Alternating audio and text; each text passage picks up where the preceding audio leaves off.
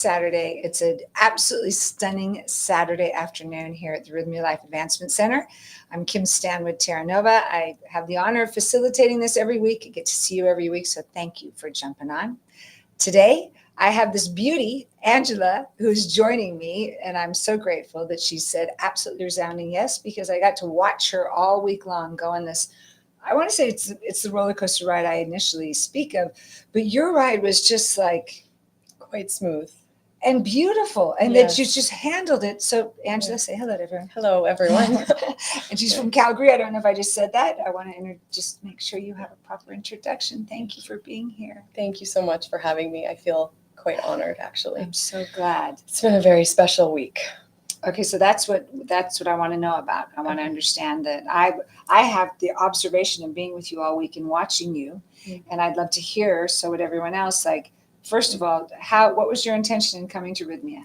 Okay, so my intention in coming to Rythmia was actually two things. One, I wanted to hear what the plant wanted to teach me, because actually it's more than a medicine. This plant is ancient. It's 5,000 years old, and it's got so much wisdom. And my beautiful aunties had exposed me to the idea of ayahuasca many years ago, and finding a place that I felt safe to explore that. So when I heard about this place, that was my number one, is I want to hear what wisdom the plant has to share with me. Deeper than that, on a personal level, it was to heal my ancestors, to cleanse my DNA, and to heal the lineage of 7 generations of trauma that have come before me, and carry that forward. And I have to tell you that second intention is, it takes such courage to take that on. And many people do come here to say, I want to look at my, ancestral harm and be the one who heals it. So I just honor you for taking that on. Thank you. Thank you. And I'm so tickled pink that it was your aunties, I even love the way you say aunties, that inspired you to be about that. So tell us how that went. Tell us, you were telling me, and I want you to share that with everyone. Yes. So my aunties are, and I always tell this to them, they are like a warm blanket around me. And every time I hug them, I feel my ancestors right through them. And it's so beautiful. And every time we're together, we can talk for hours, and there's always tears. There's always love, and there's tears. And it's just such a pure connection that I feel with them. But seeing those tears, as beautiful it is, there's also the pain that I see from all the lineage. We've been in Canada, I think we're 2nd generation Canadians. My ancestors come from Italy. They immigrated here. Some were taken from their parents as babies. Some, just all the pain that comes with that. I had great aunties that were taken away and put in convents when they didn't want to be nuns. I had aunties who were put in mental institutions, who had lobotomies. Actually, she came to see me this week, and she let me see her face for the first time, and I was able to. Oh, there's just so much. I could talk for hours. Oh my goodness. There was a lot of pain. So even though I feel so fortunate, I'm a very happy person. I always have been. Throughout life, I became maybe selfish and vain and jealous, and had all of these emotions that I didn't think much of. But that was all part of what had happened when I disconnected from my soul as a young child. And growing up in the world around me brought on these superficial and negative emotions. So again, although I was happy, I didn't realize I came here for me. Before getting to my ancestors, I had to purge all of that first. Had to purge everything you just mentioned. Everything I just mentioned. Got it. I had to purge the judgment and the selfishness and the coward feelings and running away from people who were too sad that I wasn't ready to accept. And then the guilt I felt from that, or shame in situations. I mean, there's so much that we don't realize is within us. Correct. Even when we think we're quite happy, and everyone tells us we're happy and we have a bright light, there's all of that darkness that comes into all of us. But it takes, again, great wisdom to be willing to really, the fact that you just named that these were aspects of myself. And do you feel like now through this week that those aspects are anywhere around? They're nowhere around. Yeah. They're nowhere around. And so that's going to be so much of the beautiful work Ah. that's going to continue after is making sure that they don't have a place here. They don't serve me anymore. You've outgrown them. Yeah. Remember on Tuesday when I said you're cleaning house, you're going to leave them here, do not pick them back up. Yeah. So thank you for being about that. Then you said to me, and I love this, that first you did, Mama took you through your own journey. Talk to us about that. Yes. Oh my goodness. She was so gentle with me. So when I first started the medicine, you really don't know what you're going to get. You really don't know what it's going to be like or how it's going to feel. And the people around you, there may be some nerves. All of the feelings are normal. I did my very best to stay true to my intention and to go in with it feeling and verbalizing the positive emotions. I am ready. I am willing. I'm calm. And as I drank the medicine, she made me more sleepy and more comfortable and more relaxed with every cup. And finally, after the 5th cup on my first night, I went to the altar and I said, I'd express such gratitude to all of my ancestors, all of my family, my cousins, right down to my very older sister, because everyone in my life has taken on suffering and pain so that I wouldn't have to. And I'm here to heal them. And I just had to express such gratitude again, because even in the medicine, they weren't letting me take that pain. It was just, oh my goodness. I was just tired and sleepy and just felt like I was, just going to have the best sleep of my life. The second I fell asleep, a vision came to me so clear. I wish I was wearing the bracelet that almost shows what my vision looked like. And it was crystal clear. This is fear. I'm so scared. I'm so scared and I'm so sad. And this particular was about my father getting dementia. He doesn't know he has it yet, but he will be soon. And I had been suppressing that again, just running away from it. You're fine. It's not scary. This is life, but it is scary and it's okay. Yes. And as soon as I fell asleep, it was like, I'm so scared. I'm so unbelievably scared. I'm terrified. I'm sad. I'm here for you. And then I released that. I released those emotions and they were gone. And that was how I learned that she communicated with me, that it was just feeling. Sometimes people get these visions or they hear these voices and they try to think about them too literally. What is it that I'm seeing exactly? What does this mean? It's not about that. It's about how it makes you feel. So the fact that the feeling of fear and sadness was so clear, there was nothing else I could feel. And releasing it just felt so good. It's such a brilliant point you just made, that very often, and we've spoken about this here before, is that if we're aiming that it's got to look this way, we're wanting it a specific way, and your point of you felt it, like it came to you in a different way than it did the person next to you on their mattress and the person next to them.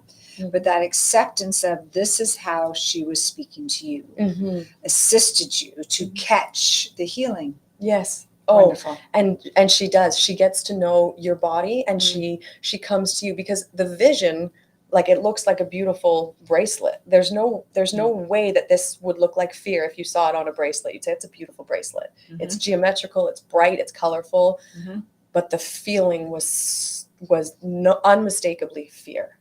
So how she comes to you and learning to accept that is really special. She knows what she's doing in everybody. Like there's a symbiotic relationship with us that's been going on thousands of years.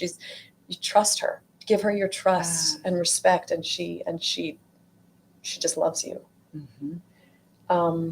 After that vision, I walked outside to the washroom and I thought I would lay by the grandfather fire. And I saw my best friend and I saw my best friend's mom, but there was no message. There was no feeling coming. So I thought, okay, this isn't for me. I'm ready to sleep now. And I had the most beautiful night. There's such a surrender to you. I just want to make sure everybody understands, like, that willingness to surrender to the process. You weren't fighting it. No. You weren't questioning it. You came here to heal. What you thought was generational was also yours, right? Yeah. But those key words, the trusting, the willingness, the surrender over and over. I love that you said, I went here. Oh, that's not mine. Let me go back to sleep. Brilliant. Continue. Yes. I don't want to miss that. Well, I think that part's important because I wanted to show how the very next day, they told me mother picks up where she leaves off. And the very next day, 1 cup, 2 cups, 3 cups, 4 cups, and I see my best friend's mom again, right where we left off the night before. And there was a whole long vision of that and a message from her. She passed away about 8 years ago. And a message from her to share with my best friend. And my best friend is like my sister. And she trusts me to share the message in a way my best friend will understand. And I just feel like I just said, thank you. This is such a gift. Yes. Such a gift to heal all of the emotions I felt with her passing. And to be able to bring some healingness, I know, to my best friend. Yeah. Even though it's not about healing other people and it's not about trying to convince anybody else or any of that. This is your path. This is something that was healing for me, but in this case, I know will also be healing for her. And it showed me again who I was. I was a coward. I was scared when she was going through a hard time. Instead of leaning into it and being there, I ran away. It was too painful for me to accept. And I thought it would be easier to not accept it, but it's never easier to run away from our feelings. So I learned all of that, and I was shown who I had become. I was merged back with my soul and how little I was when I was just dancing and singing all the time. And my dad said to me, "You're always singing. You're always humming. It's so I loved you. I always know where you are because you're always humming." Oh. And that just bliss that I felt as a child before the world tainted me and before I got scared of things. I was brought back to that freedom. And I felt so healed. And those are actually the intentions here at Rythmia. And those intentions must have come by for were they created at Rythmia, those intentions? They were given to Jerry. They were given. So the founder of Rythmia were given those in his vision. Is that right? And it makes sense. It makes sense because they just flow. Yeah. They're very intentional, very clear, very purposeful. And one of the beautiful gifts at Rythmia, there's so many, but one of them is that we've just seen those intentions lead directly to exactly what different individuals need perfectly. And in a million different ways. Yes, because we're also uniquely different. So of course the medicine's going to work with each of us differently, but those intentions are a consistent guiding light to lead to the portal of healing. Yes. So lots of times in class, I'll say to someone, well, what if you didn't have these? Because it's about a teaching of intention. What if we didn't have intentions and you walked into the Maloka and just said, okay, let's see. There'd be a whole different occurrence happening. That's right. So thank you for accepting that. Oh yeah, there's a flow to them. There's an intentional purpose to them. Yes. And no, that I'm just appreciating that. And you said something earlier, and I don't want to miss it. Your part of your reason you chose Rythmia to be here. Could you speak to that, please? For my ancestors. Well, when you said to hear the wisdom and the safety, there's a safety Oh component. gosh, yes. So why I thought you were saying why I chose ayahuasca. No, why I chose Rythmia specifically is this safety. So my aunties have been talking to me about the medicine for years, and where to go that's going to be a safe place where I can feel supported going into the medicine, the next morning while I'm processing the medicine, the whole week with these people who are all going through their own journeys so differently yet so connected. And then when we leave, the integration, my auntie asked me, what's the integration like? And I said, trust me, they have it down to a science. They have invested in an app, but that app is everything we need to bring you right back to the practices, the music, the live video streams with you. The live coaching that we get every week. Yes, our new Our Life app is just off the charts brilliant. Yes. So I was looking for a program that was going to allow me to explore this journey, the full thing, not just a weekend and then what, not just one night with someone I didn't know. It was really important that it becomes a family here. It becomes a family. And the magic is so indescribable, but I'm doing my best to You're describe just it. doing such a good job describing it. So you've got magic sprinkled everywhere. And it's wonderful because, of course, I speak to this, and you being here and having this week and feeling it is fulfilled intention for all of us. Like, oh, you're feeling the magic of that depth of healing, again, that landed differently from you, through you, that it will other people coming this week, next week. And magic is a consistent word that we all use. It's just like, thank God we don't have to describe it to each other because we all just get it. Yes. And we're so grateful when we see each other and we just express our gratitude for the connection. So where I left off after that whole healing, I went to continue doing hape just to calm down after I had had that whole experience of learning everything. And in that moment, I had a rebirth. It was just like my whole, I have been meditating for a decade, and I've always been looking for what they call samadhi. And it's just where it's just the self, just the higher self. And my whole body like disintegrated to nothingness. And I was everything and nothing all at once. Now I don't want to sound too, You're perfectly clear. But it was like, oh my God, this is this blissful nothingness. I am one with nature, with the medicine, with the universe, it was like, oh. And then she finished her blessing on me, the beautiful little shamanette. And she said, bless you, sister. And I kind of woke up slowly and I started coming back, and I was just like that pure child, that tiny little girl that was just free, nothing but free. Oh. And then I went back to my mattress to go to sleep, and she started introducing me to my ancestors, but no visions, nothing. I just knew, okay, this is what's coming next time. Beautiful. And then that was just how it went. She just gave me a little introduction at the end of each night of where to come the next day. You were just led down the path. Led down up the path, exactly.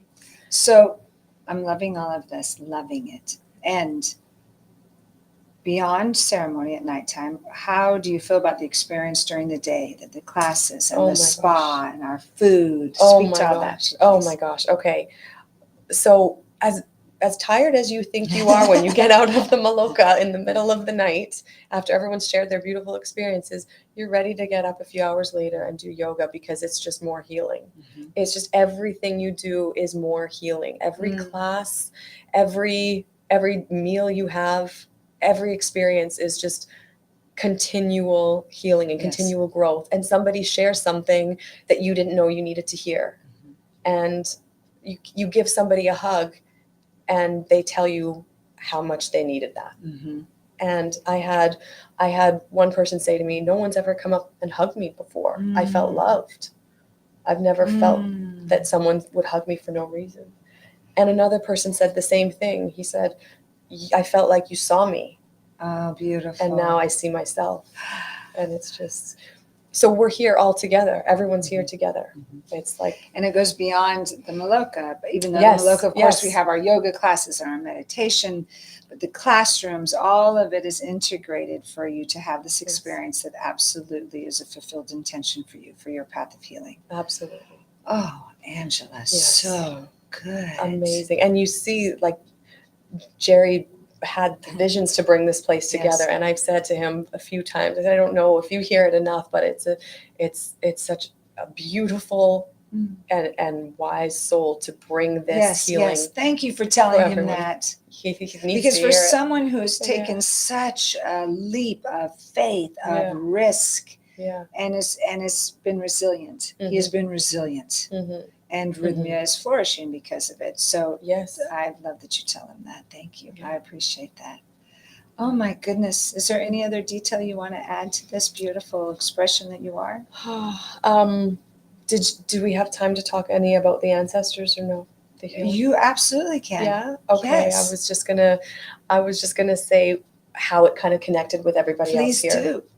Be perfect. Okay. So my last day of healing was the Wednesday, an introduction to my ancestors. So I already knew on Thursday that it was going to be a deep dive, and I expected a lot of pain and a lot of suffering. Before you went into Thursday night? Before I went into Thursday night, because of my lineage, because I see the pain through my aunties, through my sisters, through my family. I see that it's not all theirs. Right. So I expected to feel all of that so I could release it. And the very first vision she brought me was one of my aunties, my great aunties, who had a very painful, who had that lobotomy. And it was very, very painful for me to release that. And I thought, this is what I'm supposed to do. It's supposed to be this painful. I have to feel the pain so they don't have to for once. But then the shaman came and did a blessing on me while I was releasing it. And he said, be gentle, my child. Ask grandmother to be gentle with you. Be gentle with this body so you can continue doing the work. And my God, she was gentle with me from that point on. It was like, I just was so grateful that I had the gift and the opportunity to do this work and to heal. And I sat up, and everyone was in the middle of the room sitting down, I think doing a healing by Taita.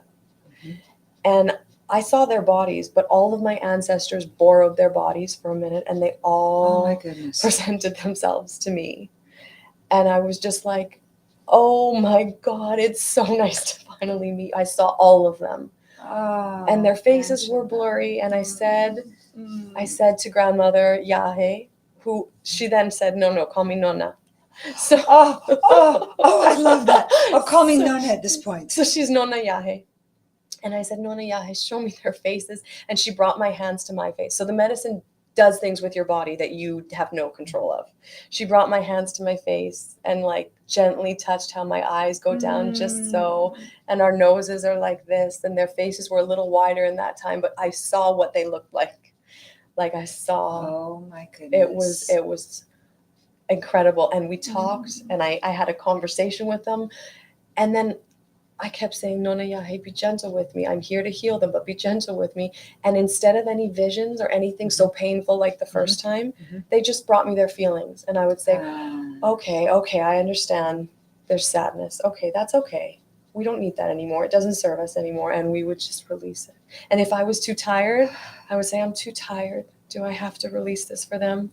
And then the person beside me would release it for me. And I'd say, thank you.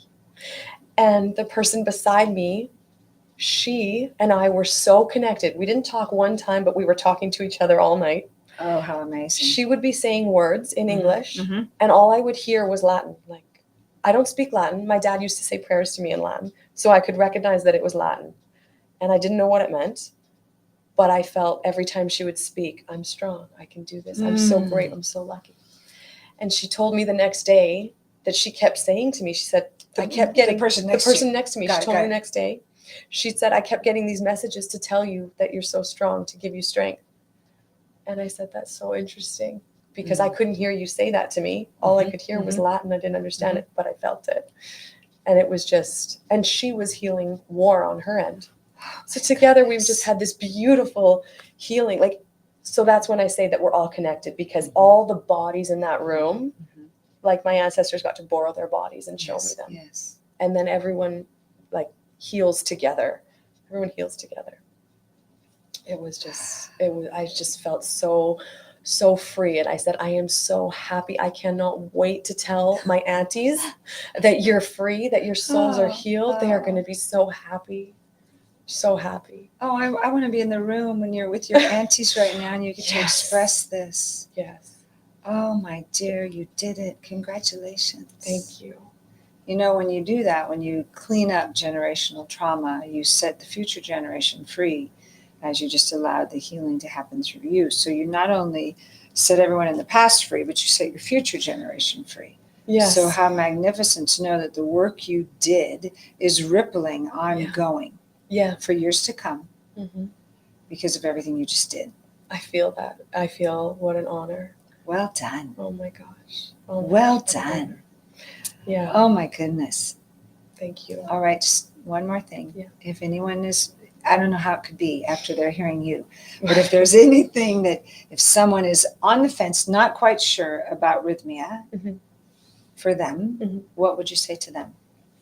That's a great question. I already have the answer because I was texting someone earlier this morning. So I had already thought, how could I say this to that person? Beautiful.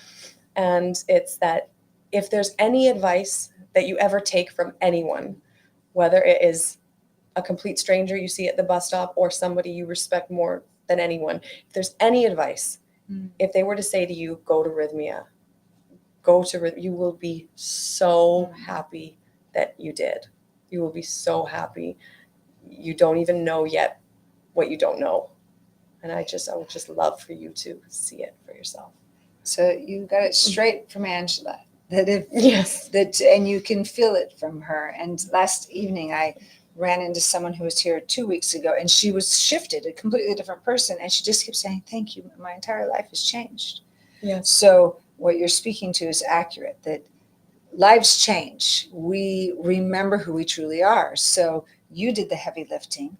We got to hold the space for you to heal, and you did all the interaction, all the healing work with the medicine. And I just bow to you. Thank you. I am so grateful for everyone here. The space that you hold, that's a really great point.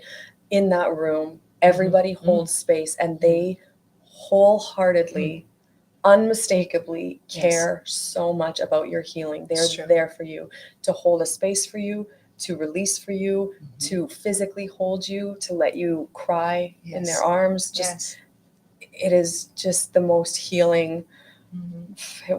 There are really no words. We have a cocoon of illuminated beings here across Rythmia to assist you with your healing. So yes, I welcome you to come. I thank Angela for sharing so beautifully from the heart. I want to meet your aunties, and I would love to see you. So please do sign up. I actually am really thrilled. I'm the guest speaker starting tomorrow. Too bad you're not staying. You may want to stay another week. And if you could get on a flight, you could be here really soon, and I could see you soon. All right. Have a beautiful day. And thank you, Angela. And it's Kim. And I want to say one last thing. Yes. I feel like the words, there are no words. It's a feeling. So you just have to come here and feel it. We can say anything we want, but you need to feel it.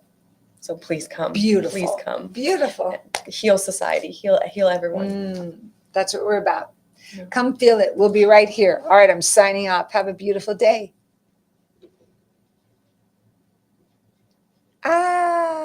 Ended. Okay, good. I always get nervous.